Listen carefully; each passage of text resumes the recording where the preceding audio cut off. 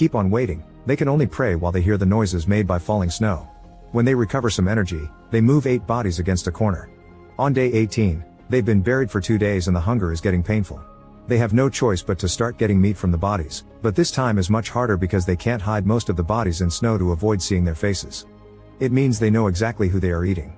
This makes Numa so angry that he starts digging and breaking the windows, which ends up with the glass hurting his leg. Such thing doesn't stop him though, and he just keeps on digging. On day 20, he finally manages to open a hole in the snow big enough for the remaining survivors to come out.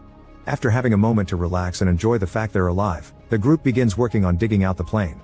Numa discovers he has a cut on his foot that he didn't feel because of the cold, but he ignores it and keeps on helping.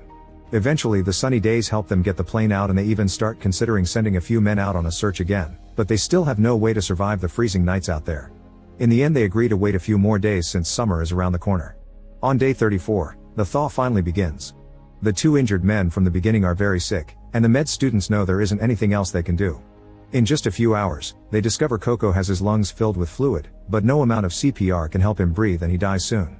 When they take out the body, they find his letter and keep it safe. On day 36, the weather has improved enough for Roberto, Nando, Tintin, and Numa to leave on a new search wearing extra layers of clothing to survive the nights.